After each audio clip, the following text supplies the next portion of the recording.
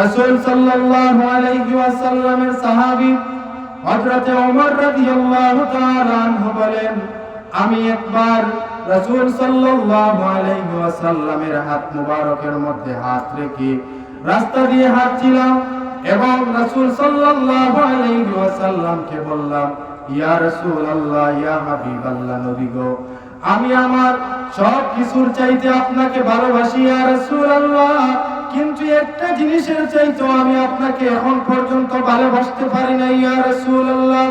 রাসূল সাল্লাল্লাহু আলাইহি ওয়াসাল্লাম বলেন, সেই কোন জিনিসটা তুমি বলে দাও, কি জিনিসের জন্য, কি জিনিসের চেয়েও এখনো আমাকে ভালোবাসতে পারো নাই?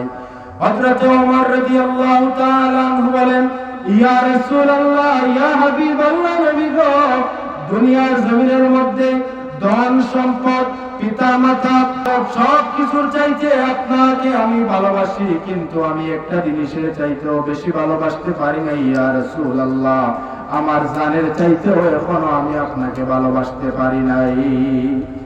রাসূল সাল্লাল্লাহু আলাইহি ওয়াসাল্লাম বলেন, ওয়াল্লাহি রাব্বিল কাবা, কাবা ঘরের রবের শপথ করে বলছি, যার হাতে আমার প্রাণ, সেই সত্তার কসম করে বলি রে ওমর, তুমি ততক্ষণ পর্যন্ত পূর্ণাঙ্গ মুমিন হতে পারবে না, পরিপূর্ণ ঈমানদার হতে পারবে না, যতক্ষণ পর্যন্ত তোমার ধন সম্পদ, দান মাল, পিতা মাতা সব কিছুর চাইতে আমি রাসূলকে তুমি বেশি ভালো না বাসবে, ততক্ষণ পর্যন্ত তুমি পরিপূর্ণ ঈমানদার হতে পারবে না।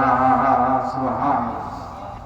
হযরত ওমর রাদিয়াল্লাহু তাআলা আনহু ঠিক সেই সময় বললেন, ইয়া রাসূলুল্লাহ, ইয়া হাবিবাল্লাহ, নবী গো, ওই সত্তার কসম করে বলি যার হাতে আমার প্রাণ, ইয়া রাসূলুল্লাহ, আমি এখন থেকে আমার জানের চাইতেও আমি আপনাকেই বেশি ভালোবেসেছি। সুবহানাল্লাহ। রাসূল সাল্লাল্লাহু আলাইহি ওয়াসাল্লাম বলেন, এখন তুমি পরিপূর্ণ মুমিন, পরিপূর্ণ ঈমানদার হয়েছো। সুবহানাল্লাহ, সুবহানাল্লাহ।